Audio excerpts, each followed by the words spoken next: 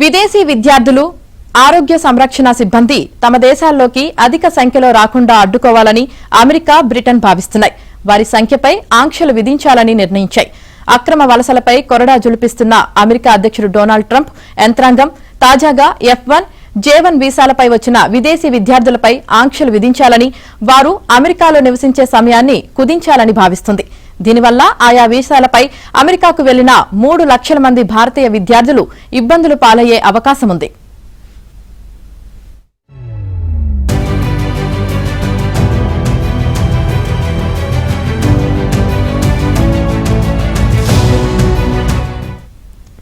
ప్రస్తుతం ఈ వీసాలతో వెళ్లే వారిపై కఠినమైన ఆంక్షలు లేవు. తాము వచ్చిన కార్యక్రమాలు పూర్తయ్యే వరకు వారు అమెరికాలో ఉండే అవకాశం ఉంది. అయితే ఎక్స్చేంజ్ విజిటర్లుగా వచ్చేవారు ఉండేందుకు కాల వ్యవధి నిర్ధారించాలని ట్రంప్ మొదటిసారి అధ్యక్షుడిగా ఉన్నప్పుడు 2020లోనే ప్రతిపాదించారు. ఇప్పుడు అమెరికా హోంల్యాండ్ భద్రతా విభాగం తాజాగా ఈ ప్రతిపాదన తెచ్చింది.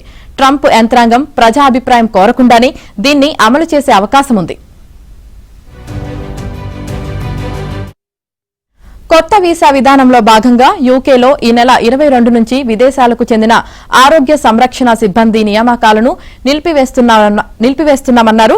అలాగే ఉద్యోగాల కోసం రాదలుచుకున్న వారి వేతన పరిమితులను బాగా పెంచారు. ఆరోగ్య సంరక్షణతో పాటు మరికొన్ని రంగాల్లో ఉద్యోగం కోసం వచ్చేవారు మరిన్ని నైపుణ్యాలు కలిగి ఉండాలన్న నిబంధన విధించారు.